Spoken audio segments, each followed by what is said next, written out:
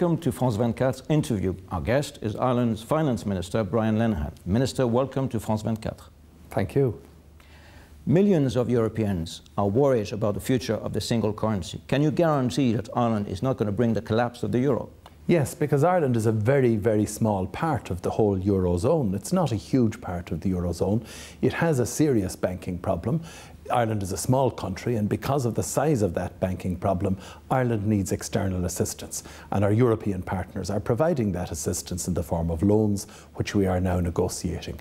The European Central Bank stands behind the stability of the eurozone, and I have absolutely no doubt that Ireland will not cause any serious dislocation within the eurozone. How can the four-year austerity plan you've announced help calm down the financial markets and calm down the crisis in the eurozone? Well, the four-year recovery plan, which the Irish government published today, shows that we will continue on a credible way of tackling our budgetary difficulties. For the last 2 years, we have met our targets in terms of expenditure reductions. Our targets have been verified. This is not like some other European countries where the statistics have been inaccurate. Our statistics are accurate. We're dealing with our problems. We'll continue to deal with them, and not just on an annual budgetary basis. We're now setting out in the next 4 years how we can eliminate our budget deficit and bring it down to the 3% target by 2014.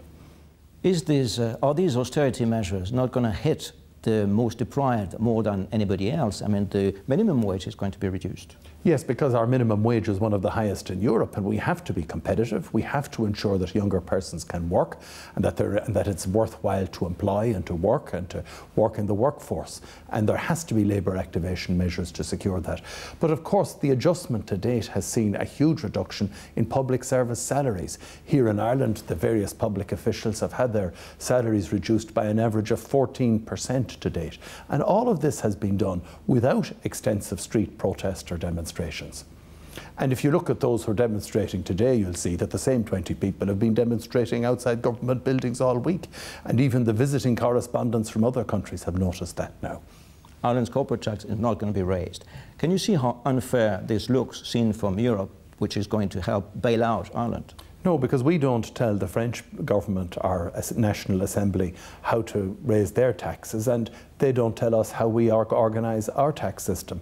That's something in the European system that's left to each state. And can I say this? Ireland is a small peripheral economy in the eurozone. We don't have the benefit of the large arms industries, the large industrial subsidies that some of the larger member states can afford to support their industry with. We're a small, open economy, and the lower corporation tax rate here is the one incentive we have to building up employment. These are not brass plate operations. They're real factories with workers producing goods and services in them. You're forecasting growth in the economy. Are you not a bit optimistic? Well, again, we're looking through the figures with the international authorities and the European authorities. But the position is this: Irish exports have increased 6% in the last year. Ireland has huge cash reserves, over 30 billion at present. Clearly they will have to be deployed as part of this rescue package. But I think it's very important that those looking at Ireland understand that we are behaving in a credible way in the management of our finances. We have a huge banking problem which, relative to the size of the country, was not manageable by a small country. We're very grateful for the assistance that's been offered by our European partners. We will have to pay back that assistance, and we will have to pay a rate of interest on these loans. But it is essential that we work together for our common European home. What's the final size of the bailout? Again, that's subject to negotiation at present. As you know, to date, quite an amount has been put into the banks, both by the Irish government and by overseas governments whose banks were located in Ireland. And that has all happened already. So the precise figure that will be arrived at in these negotiations is still not there. But to some extent, the figure will be a contingency fund to show that there's substantial firepower behind the system. Is 85 billion euros credible? I saw the figure mentioned. I've made it clear that it's not 100 billion, but again, a final figure has yet to be arrived at. Will your government be able to push the budget, the 2011 budget, through Parliament? Our National Assembly meets on Tuesday week, Dáil Éireann. We will vote on the budget on Tuesday week, and I'm confident that we have a political majority in our Parliament for the budget. Are you going to be in government by the end of the year? The general election will take place in Ireland in the first quarter of next year. And again, the people will decide who they want to represent them at that stage. Under our system, as you know, the National Assembly elects the government. Why don't you simply set a date for the elections? Because under our constitution, the Prime Minister goes to see the President and discusses with her first the date of the election. But it would be simple, it would bring certainty to a very unstable political situation. We don't have a fixed term parliament. We do not have a fixed term parliament. The parliament is dissolved by the President at the request of the Prime Minister. That's our system. There's a lot of anger out there. People feel betrayed. Do you foresee a lot of unrest on the street? There's a massive demonstration planned later in the week. Of course there's anger, but anger is not a policy.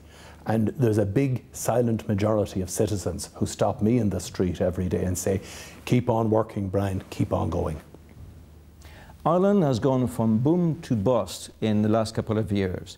What lesson can Ireland and Europe draw from that? I think one of the very, very clear lessons that not just Ireland but all European states must learn is to control and regulate banking very, very carefully.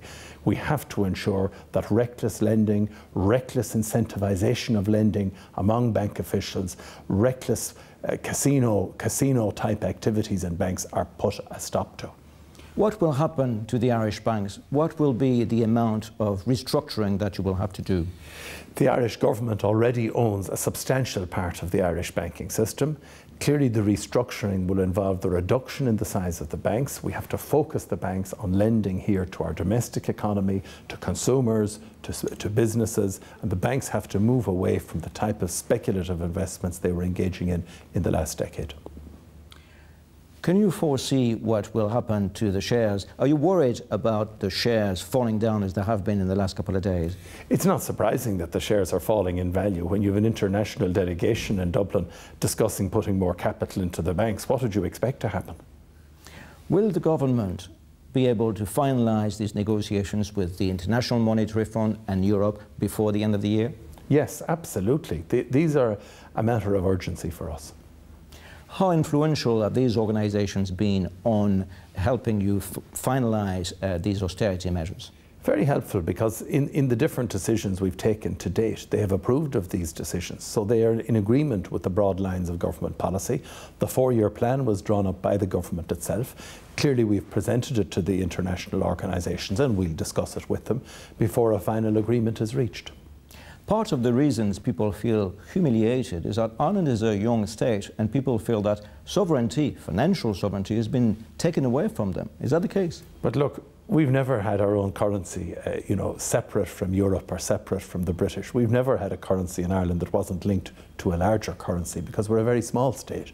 So we've never had that kind of autonomy in monetary matters. And I think that's very important that everyone in Europe understands that. Our sovereignty in relation to currency is shared with the euro system. We're part of the European Central Bank. For over 180 years, we were tied to the British pound sterling. We're now tied to the European system because we're European as well as Irish, and we will work with our European partners to solve our difficulties. Talking about Britain, there will be money coming from Britain to help with the Irish banking situation. How do people feel about this? The age-old differences that existed between Britain and Ireland have resolved with the coming of peace to Northern Ireland, and it's a sign of the close ties between the two countries and the better friendship that's there, that the United Kingdom government on this occasion has agreed to make facilities available to Ireland. I welcome that. There is no public dispute about that here in Ireland at all. Some economists foresee that it will take at least a decade for Ireland to grow out of this crisis. What's your opinion? Well, you know, some people call the economics the dismal science, and I agree. Of course there's hope in this economy. Our exports went up by 6% last year. Our unemployment levels have stabilised. We will keep exporting. We're a small open economy, and everyone in Ireland knows how important it is to be competitive, to sell your goods and services in other countries, and to build up your wealth that way, and we'll keep doing that. Ireland is a small, flexible economy. It has worked well in the past. In this situation of deflation, is that going to work again? We have faced crises before in Ireland, huge crises, because we're an island off the mainland of Europe, and we've surmounted them. That's what our sovereignty is about, taking responsibility for ourselves and dealing with our problems, and we're very grateful that we have Europe to help us as well. Minister, it has been a difficult year for you. You have had to fight for the survival of Ireland's economy. You have had to fight personally against cancer. How can you do both at the same time? Well, last December I was diagnosed with pancreatic cancer. I consulted my doctors and they told me I was fit and able to work, and I have worked, and I continue to struggle and fight on all fronts. Minister, are you the next leader of Fianna Fáil, the largest party in Ireland? Well, I'm not aware of any change in the leadership in Fianna Fáil. I'm too busy drawing up the budget for the 7th of December than to be engaged in idle political speculation like that. So you can tell us whether you're going to represent this party in the next general election? Well, I will be contesting the next general election for my seat in Dublin West constituency, but beyond that, I have no awareness that I'm about to become leader of Fianna Fáil. Perhaps you can tell me something I don't know. Well, if there was a vacancy, would you throw your hat in the ring? But there is no vacancy, and I mean, it's been made very clear by the Prime Minister that there is no vacancy, so I think we leave it there. Minister Lenihan, thank you. Thank you. This was Ireland's Finance Minister, Brian Lenihan. Stay with us on France 24, the news next.